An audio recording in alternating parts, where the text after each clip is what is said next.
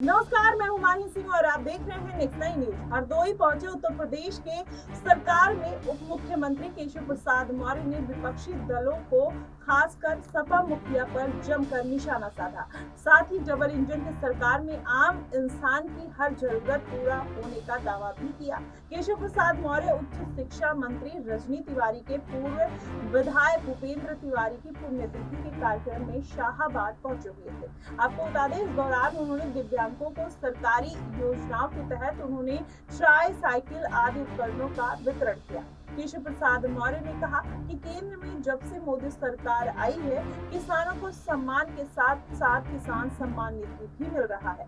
इससे पहले किसानों के लिए किसी भी सरकार ने इस विषय में सोचा नहीं था। वहीं पूर्व की सरकारों के पास भी इस योजनाओं के लिए भरपूर पैसा था और आज की सरकार के पास उतना ही पैसा है, लेकिन भाजपा सभी वर्गों के हितार्थ और इस धन का उपयोग कर रही है। उन्होंने कहा कि सरकार गरीबों को मकान, महिलाओं को उज्ज्वला सिलेंडर दे रही है।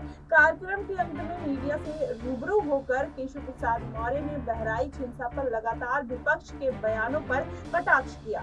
डिप्टी सीएम ने कहा कि अखिलेश यादव के पास बोलने का नैतिक अधिकार नहीं है। इनके शासन काल में एक भी दिन और एक भी प्रदेश ऐसा नहीं रहा, एक भी प्रदेश दंगा मुक्त नहीं रहा। भाजपा सरकार में दंगाइयों के ऊपर कार्रवाई की गई है।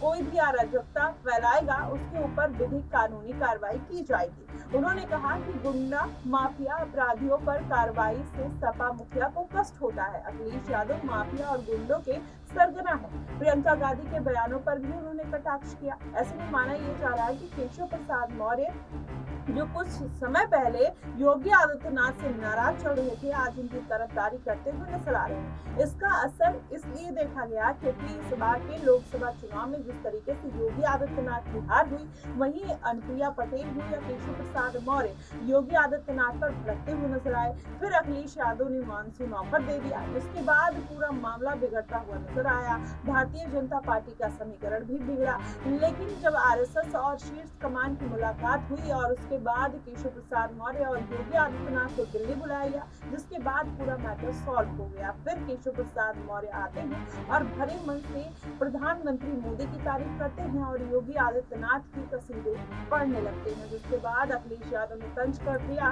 उन्होंने कहा कि शीर्ष कमान का आदेश है, जिसका पालन केशव प्रसाद मौर्य करते हुए नजर आ रहे हैं। तब से माना यह जा रहा है कि केशव प्रसाद मौर्य कहीं न कहीं अखिलेश यादव को लेकर और भी ज्यादा चिढ़े हुए हैं और यही कारण है कि इस तरीके की जो बयानबाजी है वो होती हुई नजर आ रही है। देखना दिलचस्प होगा कि आखिरकार इस बार के बयानबाजियों में किसका दौर आगे चलता हुआ नजर आएगा।